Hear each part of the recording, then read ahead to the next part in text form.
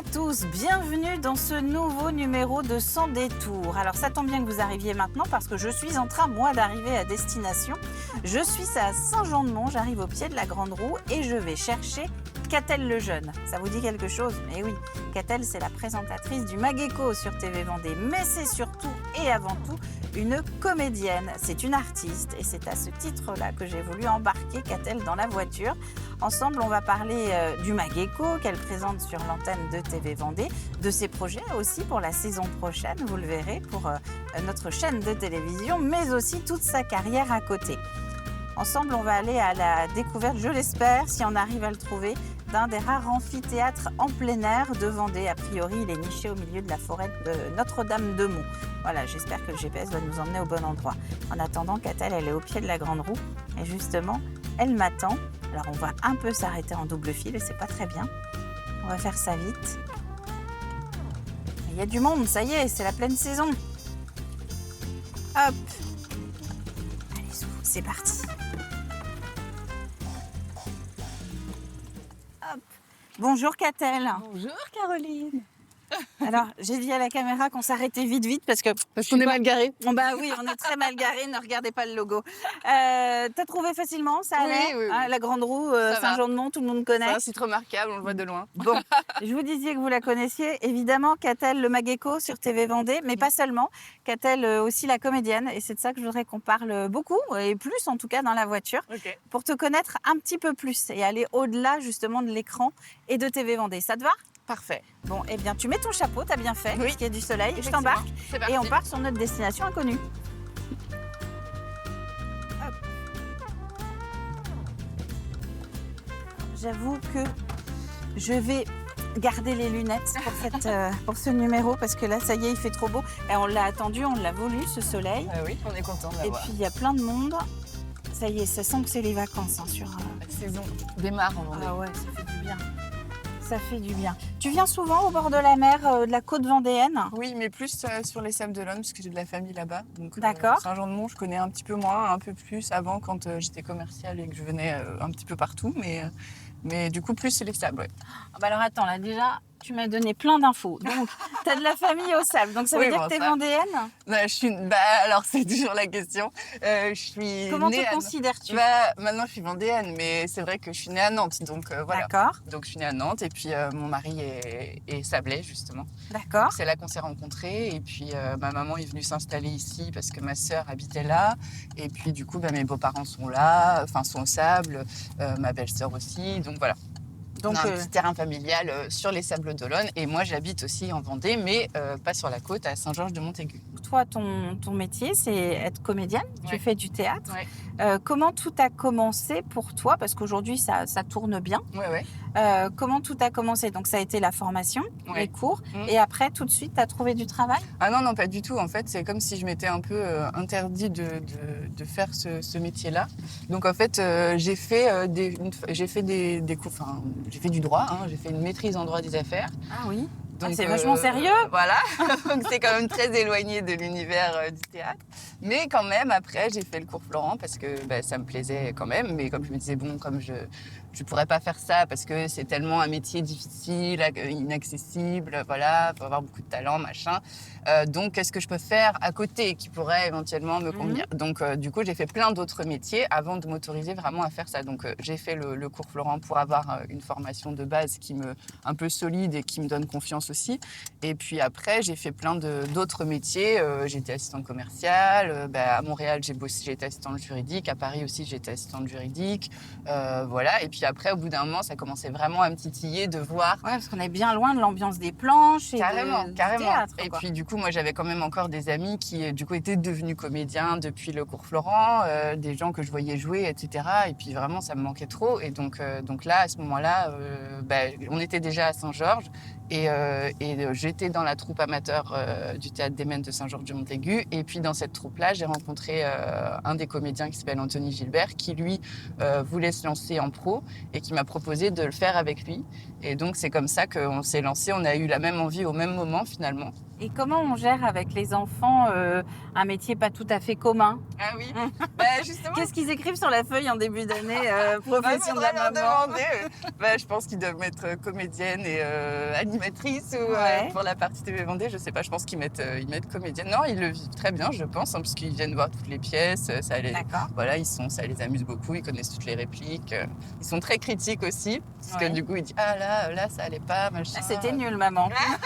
C'est ça. Bah, ça Moi, le je côté préfère cash. cette pièce. Voilà, il y en a qui préfèrent, il y en a d'autres qui aiment moins. Bon, après, c'est vrai que nous, on est quand même plus sur un registre de comédie, donc ça leur va bien aussi. Je fais pas de drame, je fais pas de classique, etc. Oui, c'est voilà. plus accessible pour eux, Voilà, c'est peut-être. ça, c'est plus facile. Ouais, c'est sûr. Et puis ça les ouvre à la culture avec Ah un oui. français. Enfin, c'est-à-dire on va plus beaucoup, enfin en tout cas les enfants au théâtre. Oui, c'est vrai que c'est compliqué. On a plus un public quand même pas senior, mais en tout cas, notre public, il a quoi entre 20 et 60, 80 ans, etc. Mais quand même, la majorité, ils ont entre 40 et 60 ans. On a plus de mal à faire venir des jeunes d'une vingtaine d'années sur une pièce de théâtre, alors que le spectacle vivant, il n'y a rien de tel. Enfin, c'est vraiment génial de voir voilà, toutes ces émotions en face, même si c'est des textes qu'on connaît déjà, parce que comme je te disais, on joue le Dîner de cons, par exemple, Ouais, qui est un classique, tu vois, du cinéma, tout le monde connaît les répliques cultes, etc., avec Pignon, François Pignon, tout ça.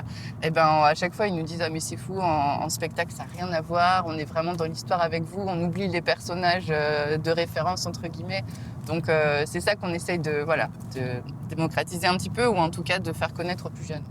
Tu penses que les réseaux sociaux, on voit beaucoup d'humoristes, de one-man show, enfin sur les réseaux, il y en a pas mal qui en sortent d'ailleurs, d'Instagram, quand on Oui, est sur c'est scène. vrai. Tu crois que ça peut ramener quand même un peu les gens aussi au théâtre ou pas?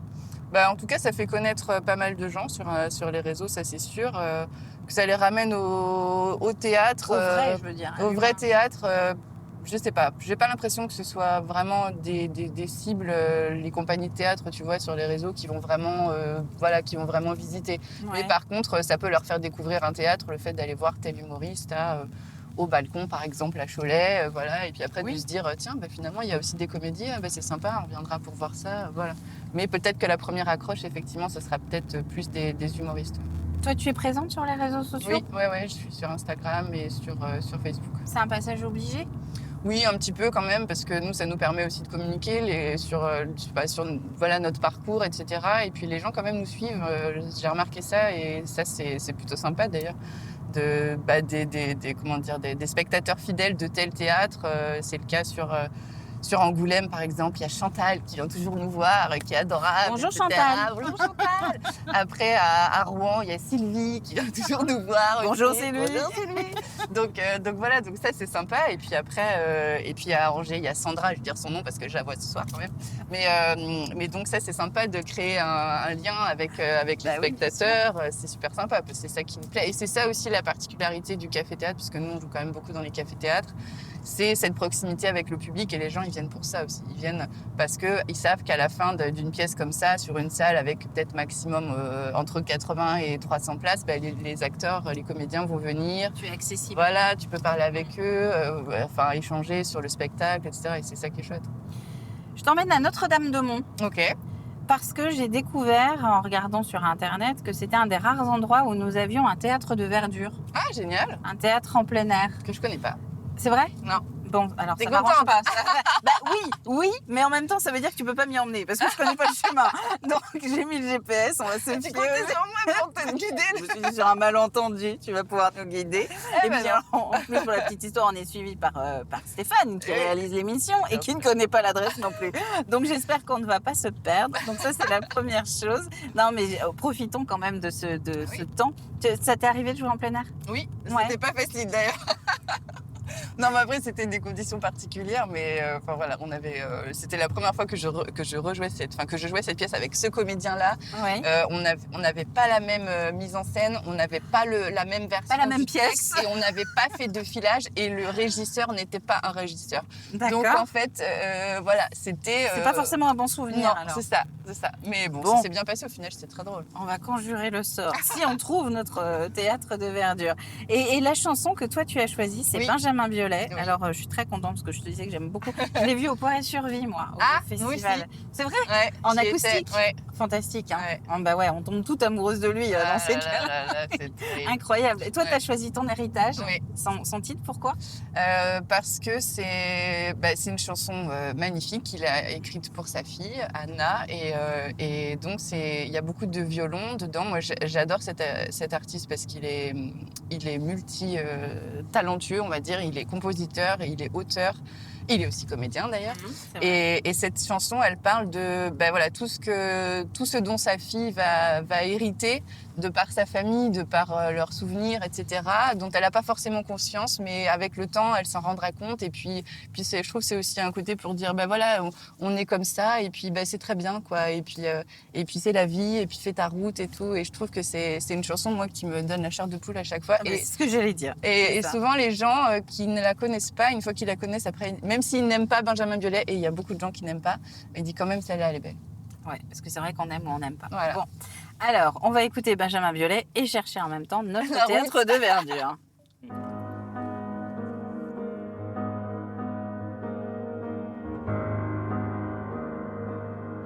Si tu aimes les soirs de pluie, mon enfant, les ruelles de l'Italie et les pas des passants, l'éternelle litanie des feuilles mortes dans le vent qui pousse un dernier cri, mon enfant. Si tu aimes les éclaircies, mon enfant, prendre un bain de minuit dans le grand océan. Si tu aimes la mauvaise vie, ton reflet dans les temps. Si tu veux tes amis près de toi tout le temps. Si tu pries quand la nuit tombe, mon enfant, si tu ne fleuris pas les tombes, mes chéris. Alors, j'avoue que on est garé, mais on n'est pas arrivé. Donc, je continue avec le GPS. On va aller par là. Hein. Ouais. Donc nous sommes à Notre-Dame-de-Mont, théâtre de verdure. Tu me disais que les théâtres de verdure, c'est pas forcément ton truc. Non, c'est pas que c'est pas mon truc, je trouve ça mais super. tu pourrais recommander. Mais Oui, j'ai pas joué en théâtre de verdure. Voilà. Et en plus, la sonorité, c'est pareil. Enfin, parler en plein air, c'est pas du tout que. Ouais, au niveau de la voix qu'il faut porter, c'est pas du tout pareil. Si tu as énormément de personnes, et puis il faut faire avec le climat, la météo, du vent, pas du vent. C'est ça. Voilà. Et les gens se sentent moins. Alors, c'est pas méchant, mais obligés de rester, je pense. Oui, bien sûr. Tu vois ? Oui, il y a ce côté hyper ouvert. C'est comme le spectacle de rue en général. Tu vois, tu passes, il n'y a rien de plus facile que de continuer son chemin déjà de ne pas s'arrêter, de ne pas écouter. Donc là, oui, c'est l'inconvénient. Alors écoute, je vais pouvoir le ranger, mon GPS, parce que normalement, c'est tout droit. Alors parlons un peu de TV Vendée quand même, parce que les téléspectateurs te connaissent surtout pour TV Vendée. Attention à Stéphane, parce que voilà. Non, mais je dis rien. Parce que, donc, on te connaît surtout pour TV Vendée, on te connaît principalement pour le Mageco. Oui. Présente un peu comment tu l'as vécu, toi, parce que c'est ce qu'on peut annoncer aux téléspectateurs, c'est que la saison du Mageco, là, que tu es en train de vivre, c'est la dernière. Oui.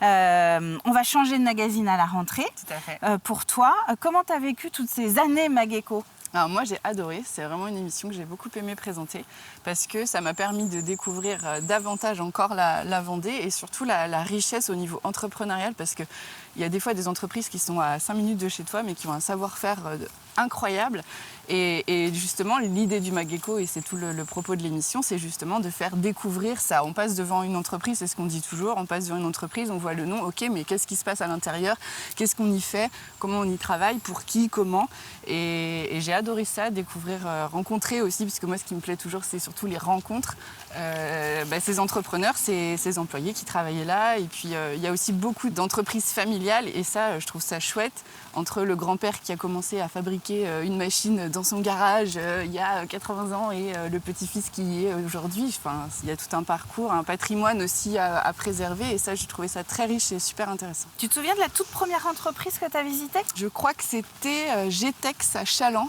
une entreprise de confection textile. Et la dernière, là ? Et la dernière, c'est la chapellerie d'Endurant à Fontenay. Dans la confection aussi, Aussi, finalement. Ouais, la boucle est bouclée. Ouais. Et sachant que tu es passé au milieu par l'industrie, tu as fait de l'agroalimentaire, des petits artisans. On a fait autant des entreprises avec une seule personne qui gérait tout toute seule, à des entreprises énormes avec des centaines d'employés, des fois des milliers. Donc oui, il y a une grande diagonale d'entreprises et c'est ça qui était riche aussi et très intéressant à présenter. Et dans ce cadre-là, tu étais avec ta casquette là aussi un peu de comédienne ou plus de journaliste finalement? Non, quand même plus de journaliste parce que la plupart des gens ne savaient pas que j'étais comédienne. C'est vrai que moi j'ai un profil un peu particulier à TV Vendée dans la mesure où je ne suis pas journaliste comme toi à travailler non-stop à TV Vendée. Donc j'avais plus cette casquette-là et aussi je pense que ça m'a permis d'avoir une liberté de ton peut-être un peu différente et une approche peut-être... je sais pas, moi je suis arrivée telle que j'étais, avec ma personnalité, avec mon enthousiasme, avec l'envie de présenter leur entreprise le mieux possible. Et puis, comme je leur disais, moi j'avais envie que ce soit dans le ton aussi, dans le phrasé, dans le discours très cool, quoi, parce que souvent ils sont très stressés, tu le sais, les gens qu'on interviewe, la caméra, le micro, tout ça, ça les stresse. Encore plus en plateau peut-être, mais là, aussi... t'allais chez eux. Voilà, déjà, j'étais dans leur environnement. Comme je leur disais, il n'y a pas de mauvaise réponse parce que de toute façon, vous connaissez votre propos, c'est votre entreprise. Et puis si on rigole, c'est tant mieux. Puis si on se trompe, c'est pas grave. Voilà, donc c'était très sympa. Catel, on va continuer à rigoler pour finir l'émission en rigolant. La bonne nouvelle, c'est que nous avons trouvé... Ça y est, Moi, j'en ai tapé mon micro. Nous avons trouvé le théâtre de Verdure. Wow. On va se balader un petit peu, quand même, prendre possession des lieux. Et on terminera l'émission en parlant de tes projets. Ok, ça marche. Allez.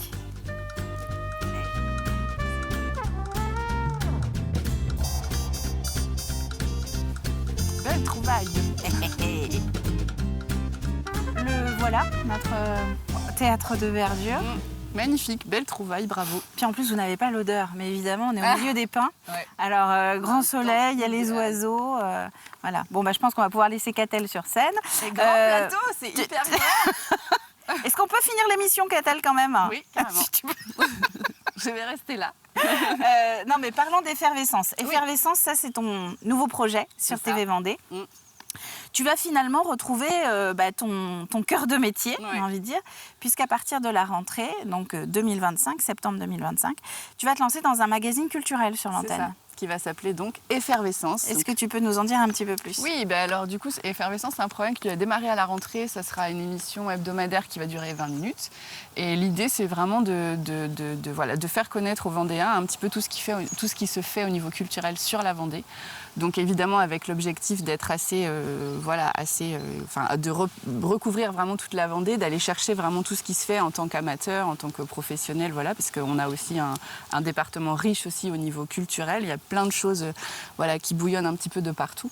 Et donc il y aura dans cette émission-là un plateau avec un invité que j'interviewerai sur 8-9 minutes et ensuite après des petites chroniques.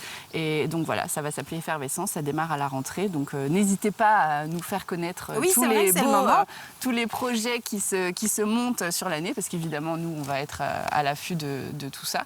Mais on est toujours en recherche de petites pépites qui se cachent au fin fond de la Vendée et qu'on ne connaît pas forcément. Donc n'hésitez pas à nous envoyer ça, on sera ravis de venir à votre rencontre. L'économie ne va pas te manquer?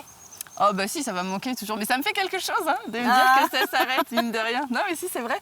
Parce que ça fait depuis 2019, je crois, que j'avais démarré cette émission. Et puis j'ai tissé des liens aussi avec certains entrepreneurs, des entreprises que je suis toujours, dont je suis le parcours, etc. Certaines se sont arrêtées, d'autres ont des développements très intéressants. Et puis je les croise aussi sur la Vendée. Donc c'était vraiment une émission très sympa. Mais je sais qu'il y aura d'autres émissions économiques sur TV Vendée. Et puis il y aura donc d'autres chapitres avec toi autour de l'économie. Et d'ailleurs, justement, puisqu'on est en train de refermer un chapitre Mageco avec toi, Catel, moi j'ai le très grand plaisir donc, de finir ce passage dans Sans détour avec toi, puisque ce dernier numéro de Sans détour, on le passe ensemble à partir de la rentrée prochaine. Vous allez retrouver Hervé Leroc au volant de la voiture. On ne m'a pas retiré le permis. Je n'ai rien cassé au cours des 2 saisons. En revanche, c'est vrai qu'Iliane nouveau projet sur TV Vendée pour la rentrée. Et donc, voilà, je repasse le volant. En tout cas, merci beaucoup, Catel, d'avoir partagé avec nous ce petit bout de vie. On a envie de discuter de plein de choses avec toi parce que ça part dans tous les sens et puis on sent qu'en plus, tu es habité par ce que tu fais. Donc, ça fait vraiment, vraiment très plaisir. Quant à nous, eh bien, je vous souhaite une très, très bonne route. La rentrée prochaine, donc vous retrouverez Sans détour avec d'autres invités, évidemment, partout dans le département. Peut-être d'autres théâtres de verdure, je n'en sais rien. Quant à nous, on se retrouvera dans d'autres programmes, je n'en doute pas. Merci beaucoup. Merci à toi. Et à très bientôt. Bonne route. Au revoir.